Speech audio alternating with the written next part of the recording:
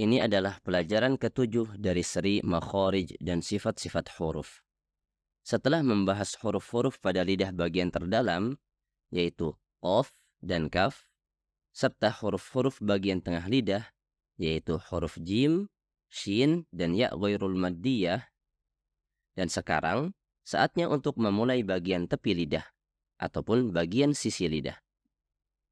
Seperti yang bisa Anda lihat, tepi lidah itu melingkari lidah. Dari kedua sisi lidah, kita menghasilkan huruf dhad. Dan dari bagian tepi depan lidah, kita menghasilkan huruf lam. Dan hari ini kita akan fokus pada huruf dhad dan cara mengucapkannya dengan benar. Jadi, mari kita mulai. Huruf dhad ketika dalam kondisi sukun merupakan bentuk bunyi asli atau suara dhad yang paling murni. Untuk mengeluarkan huruf dhad, Anda perlu melakukan dua hal, yaitu pertama menekan sisi lidah dan kedua menggeser lidah. Mari kita mulai dengan yang pertama.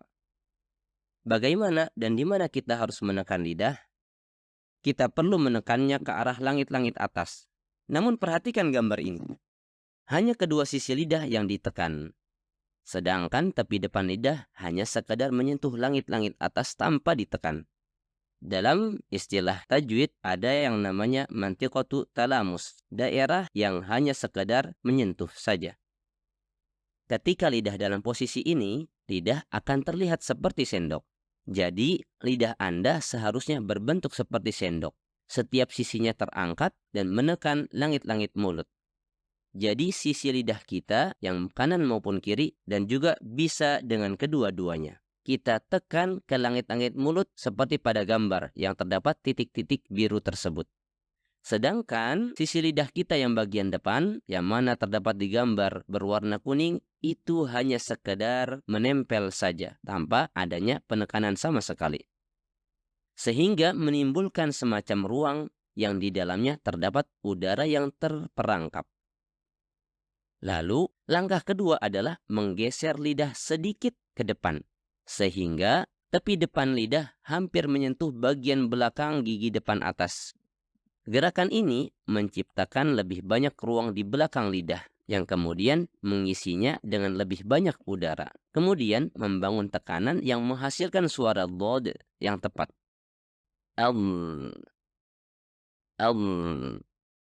Jadi, membentuk lidah seperti sendok dan menekan sisinya ke arah langit-langit mulut. Sementara tepi depannya hanya bersentuhan. Lalu menggeser lidah ke depan. Perhatikan bagaimana ruangan di dalam lidah mengembang saat menggeser lidah ke arah depan. Hal ini menciptakan tekanan yang menghasilkan suara tersebut.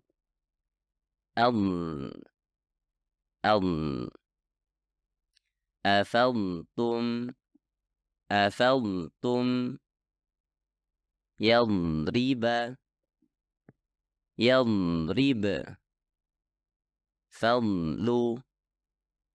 fadl. Jadi, bagaimana Anda tahu jika Anda melakukannya dengan benar? Jika Anda mengucapkan dhad dengan benar dalam sebuah kata, Anda akan menyadari bahwa ketika mengucapkan dhad dengan sukun dan berpindah ke huruf setelahnya, Anda akan merasakan udara dilepaskan dari samping lidah Anda dan udara tersebut terasa sedikit mendorong ke bagian dalam pipi Anda. Kalau dalam istilah sifat huruf, hal ini dinamakan sifat istitalah. Fadl, yadrib, afaltum. Jika Anda merasa udara tersebut dikeluarkan dari bagian depan lidah dan bukan dari samping, maka ini berarti Anda telah menekan menggunakan tepi depan lidah, yang artinya Anda menghasilkan huruf dal bukan huruf dhad, dan akan berbunyi seperti ini. Afadtum yadrib. Kesimpulannya, Anda harus mengetahui bahwa bentuk dhad yang paling murni dan terberat adalah jika terdapat sukun seperti yang telah kami jelaskan. Dilakukan dengan dua gerakan berturut-turut, yaitu menekan lidah, lalu menggeser lidah sedikit ke depan. Namun, jika dhad mempunyai tashkil ataupun harokat, seperti harokat fathah, dhammah, atau kasroh, pada langkah kedua kita minimalkan. Kemudian diganti dengan gerakan vokal pendek. Contoh, dho, lu, li, afidu, quliya, faridah. Demikian ketika dhad memiliki vokal pendek atau dalam keadaan berharokat. Menggeser lidah harus diminimalkan dan sebagai gantinya vokal pendek diucapkan.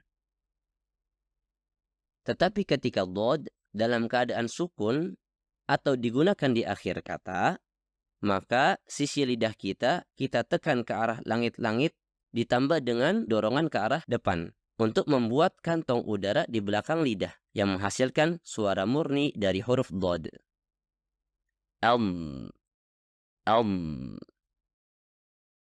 Sekarang mari kita bicarakan tentang kesalahan umum yang paling banyak atau sering terjadi ketika kita membaca huruf dhad.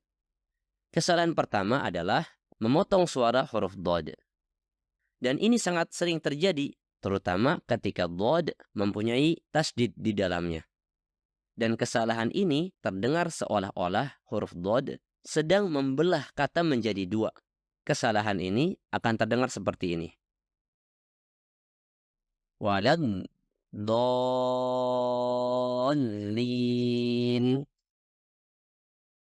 Walad dallin. Atau yadrib. Yadrib. Jadi huruf dotnya seakan-akan kita baca dua kali. Jadi di sini kata tersebut kedengarannya lebih seperti kata yang telah dipecah menjadi dua bagian. Sedangkan yang benar, kata tersebut diucapkan dalam satu kata. Yadrib. Wadallin. Kesalahan kedua adalah mengucapkan huruf dhad sebagai huruf dal yang ditebalkan. Hal ini terjadi ketika Anda menekan sisi lidah bagian depan ke arah langit-langit mulut bagian depan dan akan terdengar seperti ini. Waladdallin. Atau yadrib. Tetapi suara huruf dhad seharusnya diucapkan dari sisi lidah dengan cara menekan sisi lidah kita dengan langit-langit mulut yang berada di samping gigi geraham kita tanpa adanya penekanan di sisi lidah bagian depan, hanya sekedar menyentuh saja. Kesalahan umum ketiga adalah menambahkan qalqalah ketika huruf dhad digunakan di akhir kata. Suara dhad tidak dihasilkan dengan mengeluarkan udara. Itu bukan suara yang meledak, melainkan dihasilkan ketika udara terbentuk di belakang lidah. Melepaskan udara ketika dhad berada pada akhir kata menyebabkan dhad mempunyai qalqalah yang merupakan praktik yang salah ketika berhubungan dengan huruf dhad.